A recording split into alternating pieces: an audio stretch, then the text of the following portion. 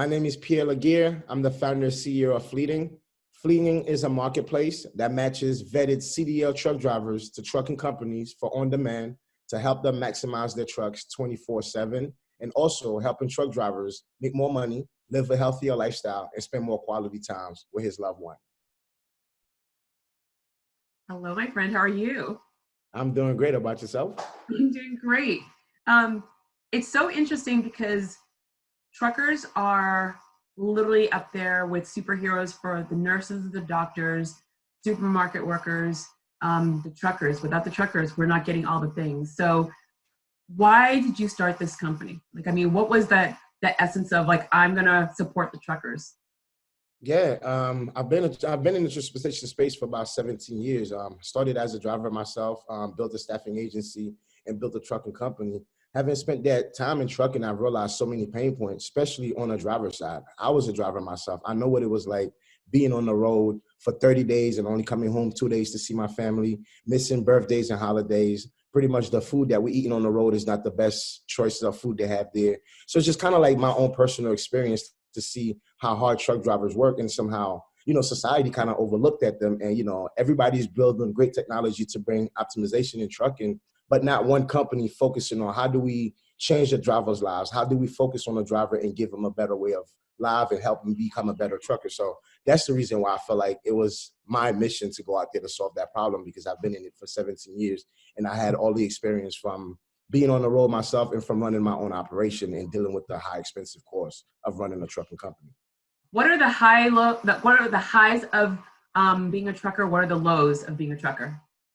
The highs of being a trucker is, number one, is that you don't have a boss on your back, right? You're on the road, you get to explore the country and pretty much get to visit around. But the lows is really sometimes you're alone, you're not seeing your family. And like I said, your health is pretty much deteriorating on the road because of the health. The food choice that we have is not the best choice. So that's the low for a trucker. And also some people have this misconception that truck drivers are making a ton of money. That is not true. The money is not as great for as hard these drivers work. When you're saying that they're not making that money, you're right. People don't understand that as a trucker, you're on the road, and the truckers are on the road all the time. A lot of the accidents that happen only because they're so tired, because they're overworked. But where's that money going?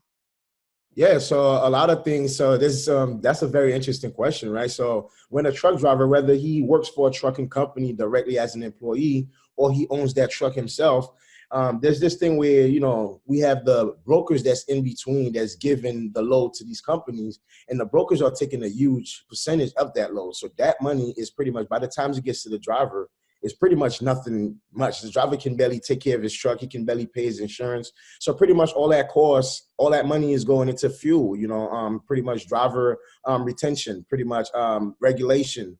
All these things is very expensive in running a truck operation. And that's how these guys are being affected by those costs every day.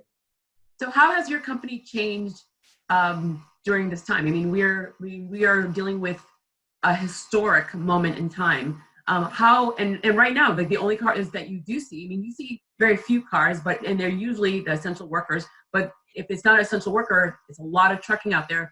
Usually in Massachusetts, we're in Massachusetts, and there's a certain time when you see the truckers driving, not during the day per se. Once in a blue moon, you see a couple during the day. How has this affected what you're doing for the truckers and the trucking industry in a whole? Yes. So what we're doing is pretty much our approach was that we wanted to help trucking companies minimize on hiring drivers. We understand that's a big cost for them. Trucking companies are spending $5,000 to $10,000 to hire one driver that will potentially quit in the next 90 days, right? So that means the industry is spending billions of dollars trying to retain great talent. So for us, our model was giving them access to a pool of drivers that they can tap into whenever they need those loads moved, where they didn't have to keep spending those onboarding and recruiting costs for a driver that would potentially quit. So our platform give them that confidence. Hey, if they have a surge in their operation and they need 5 more drivers in 24 hours, they can get those drivers. So for us, I don't want to say luckily. So when COVID-19 happened, the pandemic happened, what happened was companies that move the essentials, like let's say goods, medical supplies, food, beverages, those companies saw a surge in driver need because people was just kind of running out to the supermarket and buying all these goods. So these companies needed to find drivers that can really come, and I'm talking about large pool of drivers that can actually come in and kind of help them with their operations. So our platform was able to kind of really help these trucking companies and giving them the confidence that they can tap into that pool and get more truck drivers to be able to deliver more essential goods to the consumers across the country. So our platform was really very helpful product for a lot of trucking companies, because once that happened, they needed to ramp up on drivers, and our platform was able to empower them to allow them to find more drivers to be able to deliver these essentials. So the industry overall, I mean, was the industry ready for this? As far, yes, the industry, I think the industry's been ready for this, what we're building now, because as we can see is, once again, truck drivers don't have a way of life. They're overworked, they're working 14, 16 hours per day, and that creates a shortage of truck drivers in the industry. Right now, the industry is short about 200,000 drivers. And the reason is because no one wants to become a truck driver, because they know if they become a truck driver, they have to give up their way of life. They have to give up sleeping on their bed. So our model pretty much eliminate that, where the driver don't have to spend 30 days on the road. The driver can work on a schedule that works best for him. And also he can tell his family when he knows for sure he'll be home. So I think, yes, the industry is ready for that type of system. But what happened is the pandemic made it much more kind of like of a need that, okay, well, this is something that the industry truly need right now, much more as something that will be coming in the future to say, well, if it's there now, how can we utilize this to kind of operate our business? You were saying earlier that a company will actually bring on a driver, invest in them, and then after 90 days, the individual leaves. Yes. How are you? So number one, why is that? And number two, how, like right now, a lot of people are losing their jobs. Do you think that this might be a viable place for people to start considering? Yes, absolutely. And that's exactly what happened for the past 2 months. There was a lot of trucking companies that weren't pretty much kind of specialized in the essentials, right? So that means they didn't have that much business. Their trucks had to sit down. So unfortunately, they had to lay off some of their drivers. And what happened was some of those drivers was coming on to us and say, hey, my employer laid me off. I don't have any work. Is there a way I could come into Fleet and take 3 or 2 days of work out the week? So our platform was able to help these drivers kind of supplement their week, because their employer weren't available to give them a full week work. So what they did, they came on and get 2-3 days of work. So we see a surge of more drivers coming into the platform saying my current employer doesn't have any work for me. Now, to answer a question that you asked about why does the companies that spend money to hire the drivers and they're leaving in the next 90 days, that happens for several reasons. One reason for sure is, I know it sounds funny when I say this, is that truck drivers is full-time truckers and part-time applicant, right? And what does that mean? That means although they have a full-time job, they're always looking for the next opportunity. They're always looking for the next company that can either pay more, treat them better, that has a better route, or, kind of, there is all these things is a combination of everything why truck drivers leave companies, right?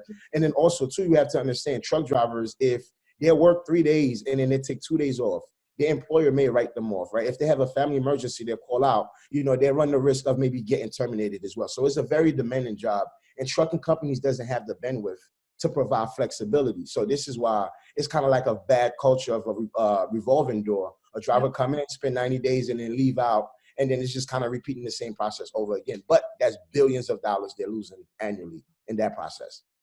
So the cost is in regards of training and getting the person with the right regulations, or does the person already walk into the job saying, like, I have all my paperwork ready to go, I'm ready to drive? Yes, even when that person come in the door with all the paperwork and he's ready to drive, still, in order for that trucking company to identify that target, right, there's ad money that they have to spend. They have to spend a recruiter to find that person. And now once they hire that person, yes, they have all the credentials and do the drug test and get hired. Guess what? In the next 90 days, that driver may quit. He probably it could be a verbal argument with a dispatcher, right? Maybe the dispatcher doesn't have the right attitude on dealing with drivers. Or maybe the driver sometimes, doesn't have the right, it could be a combination of everything. But however it is that, the work, 90% of drivers will tell you the work is very demanding. Dispatchers talk to them like they're not human beings. They don't get respected by their employer. So all these things keep that revolving door going, and drivers just keep leaving. And so how is your platform eliminating that? So you're bringing in, you're providing jobs, which is great. You're providing a lot more humanity to this. But I mean, that's still the element of a dispatcher or something going wrong along the way. So like how, or is your organization doing, what are you doing to help that problem? Yes. So for us, we do run a tight vetting process for our drivers. So we don't just accept any drivers on our platform. So we make sure that we understand drivers that are reliable, respectable, that's going to show up, that's going to respect the customer's equipment, that's going to deliver the goods damage free. So for us, we understand those are the things that trucking companies are looking for. So for us, the approach was, how do we find the best top drivers that wants to do the trucking job, but that want to do it with pride, you understand? But they're also looking for some flexibility. So for us, going after these drivers, we give these trucking companies the confidence that we're giving them drivers that are already well qualified, well experienced, with respect, that's going to come in and get the job done. So for us, that eliminates the back and forth with drivers arguing with dispatchers or different attitude, because our goal is we educate our drivers to understand that they are the professional driver. The customer's counting on them to be professional. Now, if there's anything happen where, a customer was rude to them, our drivers don't talk back to the customer, they just kind of send us a message and say, hey, look, this is what happened here, and then we'll take care of it. So the drivers don't have to kind of like deal with anything with customers. And also the customers get to rate our drivers, right, based on their score. So based on that driver's attitude, based on his performance, based on his parents, the customer is going to give that driver a rating score. Now, if that driver's rating score goes lower, that means he's not going to have the ability to take good jobs from great companies. So he's going to pretty much lose his score, and his pay is going to go down. So we incentivize our drivers to do the right thing by showing up to the customers on time, by being respectful and being reliable. I feel like this is a really user-easy platform, because you're incorporating a Yelp and a Lyft and a Uber. You're incorporating all the things that people are so familiar with already, that they can, if I'm using this platform, it makes it so much more conducive to getting the job done that I need done. And for the drivers, it makes it very clear, because even if you're not a Uber driver, that whole entire rating system, the whole entire concept of the end user has that. The end user could actually help or hurt you, but you can help or hurt yourself, which Absolutely. Is really fantastic. What would you tell a person that, you own this business. You were a trucker. You had this pain point. You started this company. What would you tell someone that is looking to start a company now, that had a regular job, but because of the pandemic, they lost their job, or they're working from home and they're realizing maybe this place wasn't the right place for me? You are right in the mix of this. And not only do you have your own company, but you are essential. You're one of the essential individuals out there. What would you say to a person that is thinking about starting their own business right now? Oh yeah, man, absolutely. I said definitely transportation is gonna have the best opportunity for the next 5 years. There's this thing that we say, right? We say, hey, look, most people are saying, what can the economy do for them? But us Fleeting, we say, okay, well, what can Fleeting do for the US economy? And for us is that, to answer that question you say, someone lost their job, I think giving people the opportunity to see the entrepreneurial side of transportation logistics is very important to our platform. And that's another thing we're doing now, where we empowering regular individuals to become truck owners and receive passive income monthly while their truck is running. So that means they don't have to be a driver. They don't have to be calling shippers and finding loads. All it is that you own a truck, the truck is registered, have an MC and DOT number. Now that truck is registered under our platform. Since we have the network of truck drivers, so our network of drivers will keep that truck running 365, 24/7, and you receive the passive income. So if anyone is thinking about any business they should get into, I'll say trucking is going to be the next thing. Yes, we can see there is a slowdown in freight right now because of what's happening, but let's look at the backlog of freight that needs to be moved once things really open back up, once all these businesses go back online. It's going to be so much freight, and a lot of companies already went out of business. That means that's lost capacity that the industry still needs. So I think this is a huge opportunity for anyone to think, whether you're a millennial, whether you're 25, you're 30, if you getting your CDL is going to be another route that a lot of people is going to go towards of kind of like finding ways to keep job. And Fleeting will be here to kind of help with that process as well, because we want to start helping people getting their licenses for free. But as far as the entrepreneurial side, starting your own business, transportation is definitely the way to go for the next 5 years. There's a lot of opportunities there. I love that you say the passive income, because that's one of the things that people are not thinking about right now. They're thinking about, how do I keep my job? How do I keep my small business going? And that passive income is something that people aren't thinking about, but this is the right time to start thinking about different ways of doing a passive income. And that's something that I would have never thought about at all, where I don't have to, I could own a truck and not even touch the truck. I just look at it and it's a pretty truck, yay. Right, and then I'm taking care of it and I get the check, which is amazing. I love that you just said that, because people aren't thinking about that. People just assume only one individual owns a massive fleet of trucks, where you can own two or you could own one truck. And Absolutely. No, that's very true. And the thing about it is that, it's not just, let's say you own 3 trucks. You owning 3 trucks, we understand that it's going to require at least 2 drivers per truck to fully maximize that truck 7 days a week. So by you owning 3 trucks, you automatically create 6 jobs for truck drivers, right? So our goal, we're saying by 2022, we want to create 5,000 entrepreneurs. What does that mean with those 5,000 entrepreneurs? 5,000 entrepreneurs, that means that's 5,000 trucks. 5,000 trucks, each need 2 drivers in them to be fully maximized to bring the best return. So that means that's 10,000 jobs automatically creating. So we'll be able to create 5,000 entrepreneurs and 10,000 jobs in the next 2 years. And once again, that's what I said. Fleeting is not looking what the economy can do for fleeting, but it's much more what is fleeting can do to the economy. And I think by being able to let individuals become entrepreneurs in trucking and receive the passive income, I think that's a huge way to really start shaping the economy to kind of get people back to working and create all these opportunities. I mean, so one, I could hear the passion clearly. I mean, like you kind of love what you do, which I love. This is one of the things that I really enjoy about working with entrepreneurs and small businesses. The passion is so clear that it's infectious. And so when people are asking me all the time, they're like, well, how are you doing during this time? I'm like, I'm doing great. I'm surrounded by people that are happy and changing the world in so many different ways. Tomorrow, the world opens up. It goes back to normal. Well, the new normal. What does it look like for you? What do you want it to look like for you? What it look like for me? What I know is we really try to build a real sustainable, equitable platform for everyone. So I understand that it takes a village, it takes a community to make that happen. So for me, what I would say, hey, look, everything opens up. I would ask all the industry leaders, all the thought leaders, all the entrepreneurs, all the people that have the entrepreneur mindset to bend with me and help me build this community.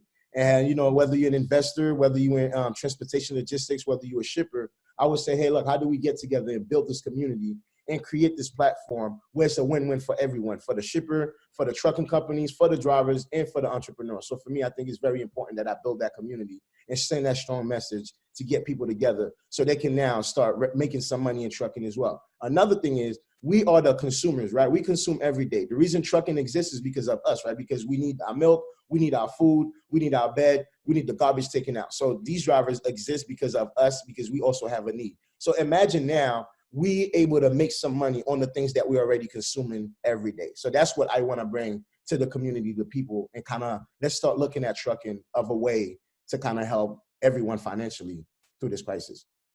What is one of the biggest frustrations that you're dealing with right now? It's one thing that I should have brought up earlier, but I wanted to actually spend a little bit more time where what's the biggest frustration that you're dealing with right now that needs to be solved to make sure that the trucking community, the trucking industry is successful? Yes, great question. Thank you for asking that. One thing I'm really upset about right about now is really seeing how truck drivers are being treated. I mean, as we can see that, from the pandemic, everyone was saying, yes, truck drivers are essential workers. We really appreciate them. But no one really see what's going on right now, how brokers are really taking advantage of these drivers, giving them low margin loads. You have, like I said, you have drivers leaving from New York to Florida and they're offering $800 loads. It's totally unfair. These drivers, they've been out there for us. They put themselves at risk, make sure that we eat, make sure that we get our goods. I think now is our time that we stand with these drivers. Us consumers, we have to help them because they don't have a voice. These brokers are really taking advantage of them.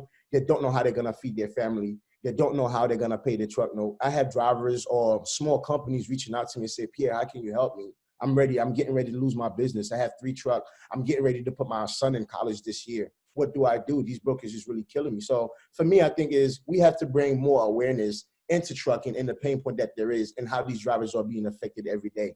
Like I said, people think these truckers are making a killing, they're making great money, but these guys are struggling every day to make ends meet, to take care of their family. And I want people to understand that these drivers are not robots. They're regular human beings just like us. They're very important to our day-to-day economy and our day-to-day world. So I think us consumers, we need to kind of like help these drivers have a voice.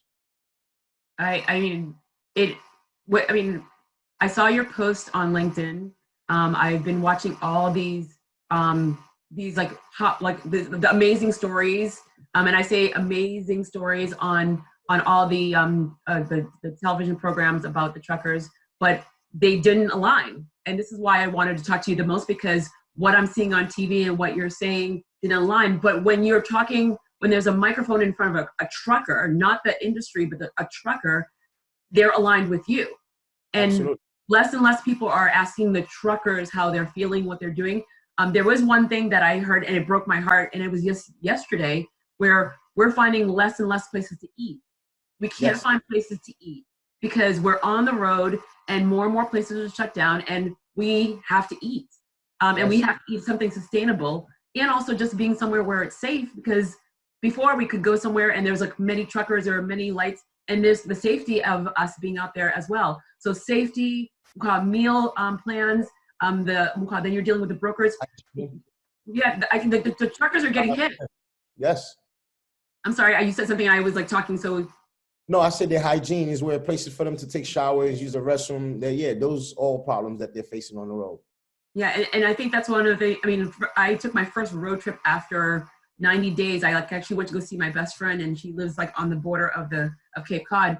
And what you could see, I mean, there was like no one there, but all these places that I usually would stop, there was. I mean, when I say the gas stations, or very little that was there, and which was very odd to see. But thinking in the perspective of a trucker and your day and night, yeah, it's breaking my heart to see that. And so when I saw your post, I'm like, I have to have Pierre on, because more people need to understand what's going on, because people don't. I mean, we are focusing on our own little bubbles, and we're not understanding the big masses. And yeah, when I'm ordering something from Amazon, I'm not thinking about where it came from. I'm just thinking about it got to my door. Yay. And I saw the UPS truck, or I saw we'll call the post office, but I'm not in the big scheme of things thinking about all those trucks that are bringing all those items, the smaller vehicles that are bringing it to our doors. So I thank you so very much for just being out there, for doing what you do, for making sure that people are aware of this major problem, this next level problem. Yep. If you were going to ask, I mean, and you've been saying a lot of different things, which I love, but I want to make sure that it's very clear to everyone. If there's an ask that you want everyone, the universe, to know, people that are listening to you, what's the ask that you want for yourself, for your company, for the truckers? What is the ask? Oh man, so for the ask, for me, the ask is thank you, and continue to support and send out prayers. I'm a fighter. I'm gonna keep fighting. So anyhow the community can support me, that'd be very helpful. Another ask is for truck drivers, right? Anyhow you see a truck driver on the road, please kind of show him some love. He's really going through it. You know, give some support. And like I said, we all consumers, we all use truck drivers, whether we want to recognize it or not. So be conscious about that. Like, you know, spread the word and let people know that truck drivers are really being affected. They're really not able to take care of their family, although they're out there making sure that we take care of our family with foods and, you know, those things that we need. So they're not getting that. And also my other biggest ask would be, and I'm going to keep asking that, is I need a community to build this, right? I need the shippers, right? The truck drivers, the reliable parties to come together to truly understand how can we put our heads together and bring a better solution that fits all, where it is not the old system, the old model where, you know, one side of the equation get the benefit on the premises of squeezing a little guy out. And that's exactly what trucking been this whole time. This entire system is pretty much running on a broken system for drivers. You know, drivers been talking about this pain for 80 years. No one is hearing them out. And we always say the people that passed laws in Congress was never truck drivers themselves. So what we want is people to truly understand that truck drivers are not criminals, are not people that's out of their luck. Those are the people that are really passionate. They became a driver probably because their dad was a trucker or because they was inspired by being a truck driver. So my ask would be, please, let's look into our hearts. Let's support our truckers. Let's be a voice for them. And also come together and help me build this community. And once again, I know it's going to require a village to get there. And I'm open to all the talents, all the great people with the right mindset to make this dream a reality. I love that you said that truckers are not criminals. Truckers are not the negative things. And again, the negative things that you see on TV, they're real people with real families. You have a trucker that I have 3 trucks and I want to put my son through college. I mean, truckers are real people. Like we are all real people, and everyone should be respected and not disregarded. And so I love the fact that you are supporting them, and I love that you had that ask, and I will do whatever I can to make sure that people are very aware of what you do, how you do it, why you do it, and how we can get more support and more visibility for getting strong truckers, and also maybe getting that next generation of truckers, because it is a great way to have either passive income or to have your own business. So I love that you hit all these amazing points that I would have never thought about. So I'm so happy. And I know that your company is doing great because, I mean, I love that I'm reading about you. I love that you're being like noticed by a lot of investors that are seeing the importance of what this is before this happened. So this was one of the things where I love the most, where before this happened, you're getting a lot of visibility, you're getting a lot of funding. And this is one of the moments where now let's get the right people supporting you all the way. Absolutely. Really appreciate it. Thank you, Jodi. I'm Oh my very God, Pierre, passionate about it. Yeah. As you thank know, you. another thing, one last thing, right? The thing is that my divorce was because I was always on the road, right? And there's hundreds of thousands of drivers that are going through the same thing. There's a lot of women, a lot of wives, a lot of families are really torn apart just because these drivers are on the road, you know, for a long period of time. So I just want to stress that out, that there's real problem there. So really thank you for kind of doing this interview and kind of, you know, spreading the message for me. Really appreciate that. Oh my goodness, Pierre, you're wonderful. I mean, and again, all the things that you said, just it's an eye opener, because again, it's conversations that are not being had, and this is what I want to do. I want to actually just have a way of people having a conversation and just to talk about their world, their industry, but more so small business and startups. We pivot, we can change, we can like actually add things. We want to bring more attention to what's happening, and we're not going to stop. We're working hard. Absolutely. We're not going to stop. I have to keep doing this. I believe the industry's counting on me. We have drivers calling me and say, Pierre, I'm really counting on you to make this thing happen, and I won't let them down. It's one thing if you're alone, you could quit on something and give up on it. But when you have a group of people that's holding you accountable, it's hard to give up on a group of people. I'm a fighter. I'm never a quitter anyway. But like I said, I'm not going to stop until I have no more breath in my lungs. I'm going to fight for the solution. You're awesome. Thank you. Thank you. Thank you, my friend. Thank you. You have a wonderful weekend, Jodi. Appreciate it. Thank you. You as well. Bye-bye.